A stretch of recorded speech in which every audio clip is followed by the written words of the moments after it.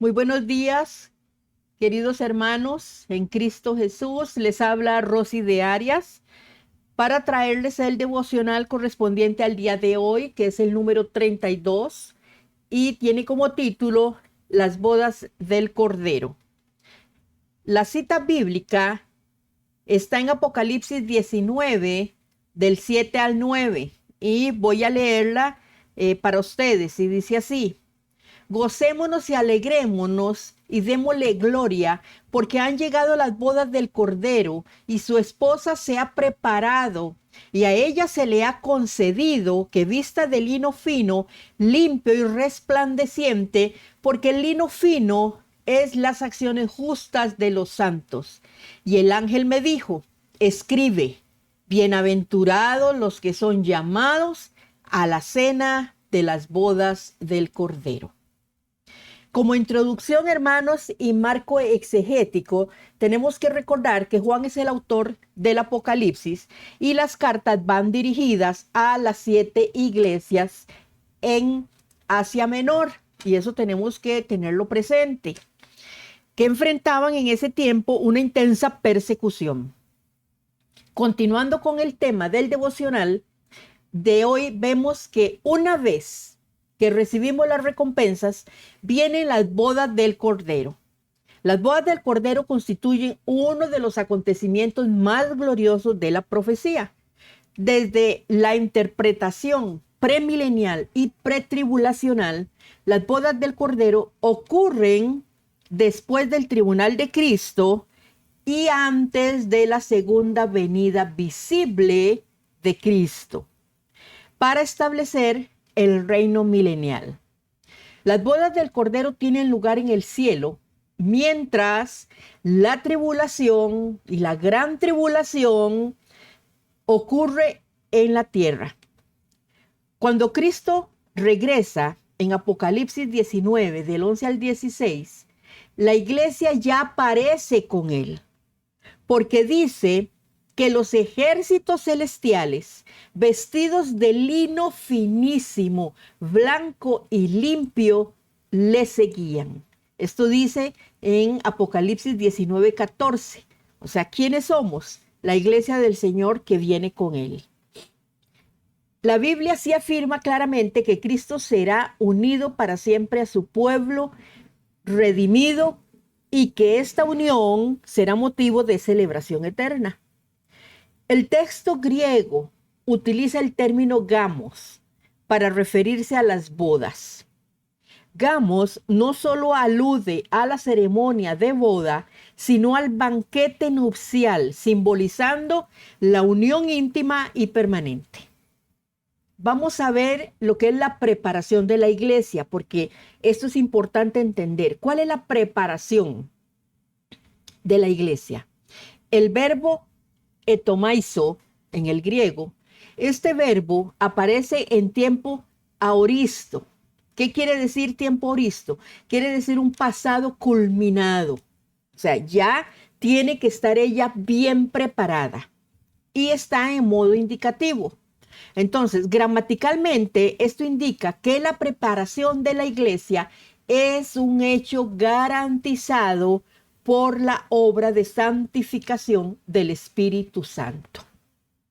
Ahora, esta preparación del lino fino, según el versículo 8, se describe como las acciones justas de los santos. Estas acciones son las que Dios ha aprobado, las que los santos hacen y son agradables a nuestro Señor y Él ha recibido toda la honra y toda la gloria. Teológicamente, esto no implica salvación, hermanos, por obras, y eso vuelvo a repetirlo. Esto no significa, estas acciones justas de los santos no significa salvación por obras, sino que las obras son el fruto evidente de una vida justificada por la fe, según Gálatas 2:16, para que ustedes lo estudien después. La unión del Cordero con su esposa es la culminación del pacto de gracia donde Jesús habita definitivamente con su pueblo. Y eso está en Apocalipsis 21:3. En el Nuevo Testamento, Cristo es presentado como el esposo y la iglesia como su esposa. En Efesios 5, del 25 al 27, leemos así: maridos, amad a vuestras mujeres, así como Cristo amó a la iglesia y se entregó a sí mismo por ella, para santificarla, habiéndola purificado en el lavamiento del agua por la palabra, a fin de presentársela a sí mismo una iglesia gloriosa, que no tuviese mancha, ni arruga, ni cosa semejante, sino que fuese santa y sin mancha. También está el pasaje de 2 Corintios 11:2, que Pablo dice: pues lo celo con el celo de Dios mismo. Los prometí como una novia pura a su único esposo, Cristo. Esto está en la versión nueva traducción viviente, porque les queda más fácil que entiendan este versículo de 2 Corintios 11:2. La cena podría extenderse hasta el comienzo del reino milenial. ¿Por qué? Porque la Biblia no da un tiempo de cuánto tiempo va a durar esta cena. Ahora, esto explicaría por qué existen invitados. ¿Recuerdan el pasaje de Corintios 19:9 que dice: bienaventurados los que son llamados a la cena? Bueno, algunos eruditos afirman que la iglesia es la esposa, y los santos del Antiguo Testamento y los creyentes mártires de la tribulación participan como invitados. Podemos afirmar con certeza que la Biblia enseña claramente que el primer punto: Cristo es el esposo, que está en Efesios 5, del 25 al 27. La iglesia es su esposa, Apocalipsis 19:7.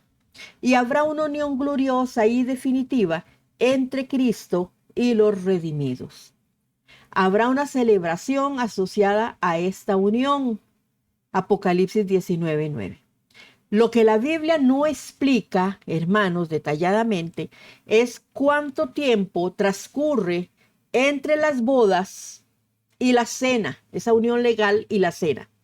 Desde una perspectiva premilenial, las bodas del Cordero ocurren entonces después del tribunal de Cristo y antes de la manifestación gloriosa de Cristo para restablecer o para establecer su reinado milenial. Vamos con la enseñanza profunda y expositiva. El título Cordero proviene del griego arnión, una expresión característica de Apocalipsis para referirse a Jesucristo como el sacrificio perfecto por el pecado.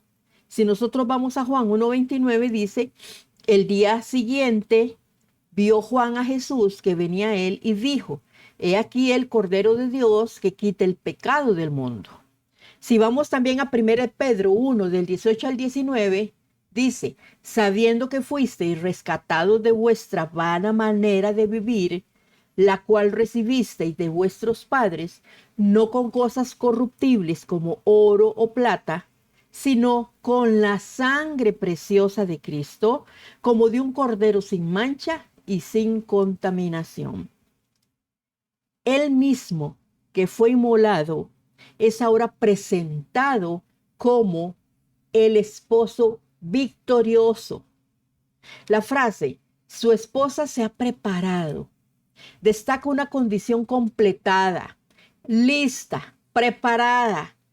Entonces, el verbo utilizado indica que la preparación ha llegado a su culminación. Esto perfectamente armoniza con Efesios 5:27, donde Cristo presenta a la iglesia gloriosa, sin mancha y sin arruga. No puedes olvidar, hermano, que el lino fino, limpio y resplandeciente representa las acciones justas de los santos. Y si tú ya eres salvo, eres uno de esos santos. Es importante notar que estas acciones no producen la salvación, lo vuelvo a repetir porque es importante. más bien evidencian una vida transformada por la gracia de Dios, según Efesios 2, del 8 al 10. Las bodas del Cordero muestran la consumación del plan redentor. La iglesia adquirida por la sangre de Cristo, según Hechos 20:28, dice así: por tanto, mirad por vosotros y por todo el rebaño, y que el Espíritu Santo os ha puesto por obispos para apacentar la iglesia del Señor, la cual Él, se refiere a Cristo, ganó por su propia sangre. Entonces vemos que aquí es muy importante recordar la consumación de este plan redentor por la sangre de Cristo. Finalmente, hermanos, será presentada en perfecta comunión con su Señor. Lo que comenzó con la redención culminará con una relación eterna e inquebrantable. Vamos con las preguntas para reflexionar. La número 1. ¿Quién es el Cordero en Apocalipsis 19? 2. ¿Quién es la esposa ¿quién es la esposa presentada en las bodas del Cordero? O sea, ¿quién es esa esposa? La 3. ¿Qué representa el lino fino que viste la esposa? 4. Las buenas obras son la base de la salvación. O sea, ¿es así? 5. ¿Qué revelan las bodas del Cordero acerca del plan de Dios? 6. Si las acciones justas son el vestido de la esposa, pues ¿qué evidencias de santificación son visibles en su caminar diario? Ahí les dejo, son 6 preguntas para que usted reflexione en ellas. Solución bíblica práctica. Las bodas del Cordero nos recuerdan, hermanos, que la meta final de la redención no es simplemente escapar del juicio, sino disfrutar de una relación eterna con Jesucristo. Ese es el propósito. Dios no solamente salva pecadores, los convierte en su pueblo y los presenta para una comunión perfecta con su Hijo. La invitación al Evangelio consiste en venir a Cristo por fe y recibir gratuitamente el perdón de los pecados. Quienes han sido redimidos por la sangre del Cordero forman parte de la esposa que un día participará de esta celebración gloriosa. La preparación para este día consiste en vivir fidelidad, santidad y obediencia como respuesta agradecida a la gracia recibida, hermanos. Y ahí ustedes pueden leerlo en la cita de Tito, capítulo 2, versículos del 11 al 14. Las bodas del Cordero también nos enseñan que la historia tiene un propósito definido. Cristo regresará por los suyos, completará su obra redentora y establecerá una comunión eterna con todos aquellos que le pertenecen, porque eso es algo que el Señor anhela. Esta esperanza motiva al creyente ¿a qué? Pues a perseverar, a servir y a esperar con gozo la venida del Señor. Vamos con la conclusión, hermanos. Las bodas del Cordero representan la culminación del amor redentor de Dios. Cristo murió y resucitó por su pueblo. Será unido para siempre con aquellos que fueron salvados por su gracia. Esta verdad fortalece la esperanza cristiana y recuerda que el futuro del creyente no está marcado por incertidumbre. Nosotros sabemos dónde será nuestro destino y dónde estaremos eternamente. Entonces, nosotros no tenemos ninguna incertidumbre. Sabemos bien qué va a suceder con nosotros. Tenemos una celebración eterna en la presencia del Salvador. Mientras esperamos este día, hermanos, somos llamados a vivir en santidad, en fidelidad y en expectativa, sabiendo que el esposo prometido cumplirá perfectamente todas sus promesas. Juan 14:3, hermanos, es un pasaje muy lindo. Juan 14, del 1 al 3, tiene un pasaje muy, muy lindo, a mí me gusta mucho. Dice, no se turbe vuestro corazón. Creed en Dios, creed también en mí. En la casa de mi Padre muchas moradas hay. Si así no fuera, yo os lo hubiera dicho. Voy pues a preparar lugar para vosotros. Y si me fuere y os preparare el lugar, vendré otra vez y os tomaré a mí mismo, para que donde yo estoy, vosotros también estéis. Este pasaje nos deja una hermosa enseñanza.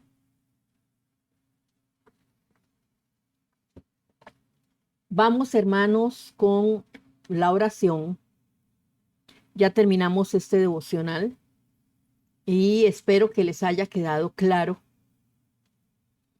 Y pues vamos a darle gracias al Señor por esta bendición tan grande, por todo lo que sabemos que nos espera y que confiamos que sea pronto.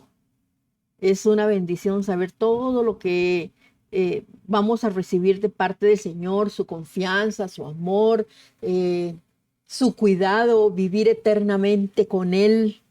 Es algo precioso. El saber que nos vamos a casar directamente con nuestro Salvador es algo también muy precioso. Entonces, hermanos, vamos a orar. Padre Celestial, te damos gracias por el plan perfecto de salvación que has realizado mediante Jesucristo. Gracias porque nos has llamado a formar parte de tu pueblo y nos has dado la esperanza de una comunión eterna con nuestro Salvador. Ayúdanos a vivir en santidad, en fidelidad y obediencia mientras esperamos el cumplimiento de tus promesas. Nos gozamos en saber que tendremos la unión eterna con Cristo. Que nuestras vidas, Señor, reflejen gratitud por la gracia recibida. Y que también tengamos un sincero anhelo, Señor, por la venida de Cristo, sabiendo que nos gozaremos eternamente con Él, que nos libras de la ira venidera y que podemos, Señor, disfrutar con todos los demás hermanos en la fe y estaremos por siempre y para siempre en tu preciosa presencia. En el nombre de Jesús, Señor, te damos las gracias. Amén.